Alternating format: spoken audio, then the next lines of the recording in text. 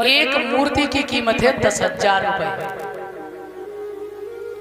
अरे महाराज एक ही वजन है, एक जैसी है, एक ही सब कुछ है, पर इतना अंतर क्यों? बोले अंतर ही आपको बताना है। इसमें अंतर क्या है?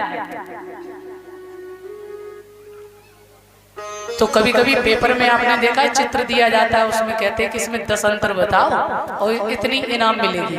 तो ऐसे ही संत ने उस मूर्तियों की कीमत 10 रुपए और 10,000। बोले अंतर समझदार को बताना है, क्या अंतर है इनमें। अब सब लोग आते हैं, उठा के देखते हैं, इधर उधर करते हैं, कोई अंतर समझ में नहीं आता है। कुछ देर में एक संत आए, संत ने आकर के कहा कि मैं अंतर बताऊं इनमें। हाँ जी बताओ।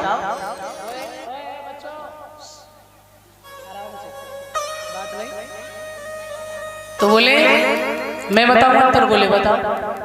एक सुतली मंगाई और एक मूर्ति के कान में उन्होंने जैसे डाला सो वो इधर से धागा इधर पार हो गया।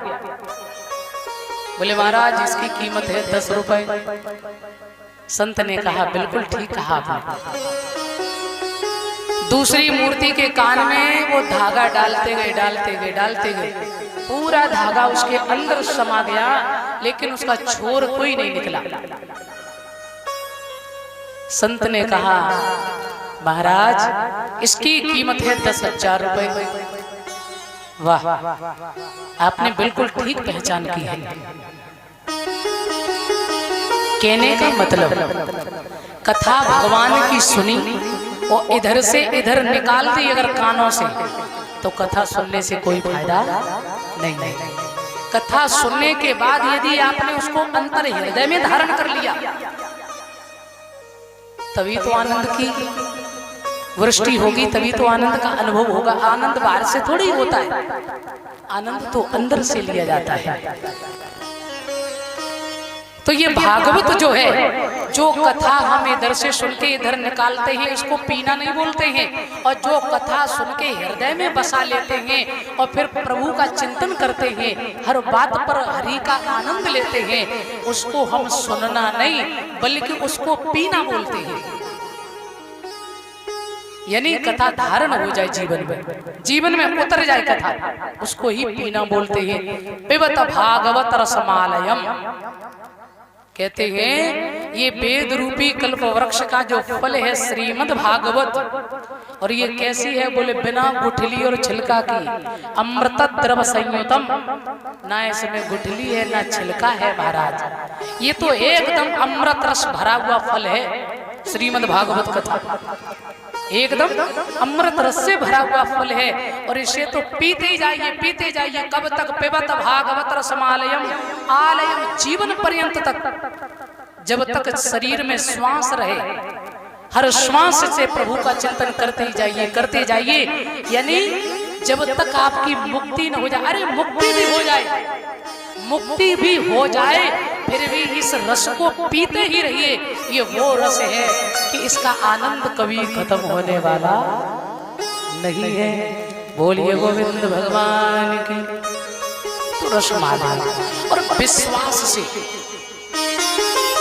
भक्ति की 3 धाराएं हैं। नंबर 1 विश्वास, नंबर 2 संबंध और नंबर 3 समर्पण। एक बात आपको बताए, बड़ी अच्छी बात याद आ गई। लली लला हो तुम आओ और बैठ जाओ, चेल पेल ज्यादा नहीं करेंगे, प्रेम से। एक बात, ये रामचरितमानस में 5वीं भक्ति बताई है श्री गोस्वामी तुलसीदास ने। मंत्र जाप मम दृढ़ विश्वासा, पंचम भगति शुभेद प्रकाश। 5वीं भक्ति है विश्वास। गुरु मंत्र दे, उस पर विश्वास करें। गोविंद को यदि पाना है तो विश्वास रखो तो मिलेंगे। यदि विश्वास पक्का है तो मैं कहते हैं कि एक ना एक दिन, अरे एक दिन की बात छोड़िए, तुम जब चाहो तब। ये मैं आपको सच बता रहा हूं, ये मेरे जीवन का अनुभव है। ये कोई कथा कहानी की बात नहीं है, भागवत एक अलग बात है। मैं आपको एक चीज बता दूं, जैसे हम परिवार को प्रेम करते हैं, नाती लड़का पुत्र जिनको इतना चाहते हैं कि थोड़ा भी संकट जीवन में आ जाए तो अरे अरे अरे फिर तो समझ लो जीना मुश्किल हो जाता है। कितनी टेंशन होती है। यदि बच्चों को भोजन ना मिल पाए तो टेंशन होती है कि नहीं? बच्चों का तो भरण पोषण ना कर पाओ तो उलझन होती है। अच्छा, आपने कभी विचार किया कि हम भगवान की कितनी सेवा करते हैं? लोग कहते हैं कि मुझे याद ही नहीं रहता है भगवान की। बोले भगवान की माला जाप करने में, बोले क्या बताएं बेटा, हम तो भूल ही जाते हैं। कैसे? अरे ससुराल में शादी हो फिर जीजा नहीं भूलते हैं ना। क्यों? बोले वहां तो शादी है, ससुराल वाली बात है, वहां तो जाना बहुत आवश्यक है। क्यों? यदि हम नहीं गए तो साले का विवाह कैसे होगा? अर्जेंट, वहां तो जाना बहुत अर्जेंट है। अरे वहां जाना अर्जेंट है, तुझे पुत्र की सारी सुविधाएं करना अर्जेंट है, बच्चे पत्नी परिवार सबकी सुविधा देखना तेरे लिए इम्पोर्टेंट है। क्या भगवान को देखना इम्पोर्टेंट नहीं है? जिसने तुझे ये 5 भौतिक देह दी है, ये सुंदर काया कुटिया तुझे प्रदान की है, यदि वो कृपा नहीं करता तो तू परिवार बच्चे पत्नी इनको जानता क्या? क्या तुझे भान होता कि मैं कौन हूँ या संसार में क्यों आया हूँ या मेरा मनुष्य जीवन? अरे कुछ पता था?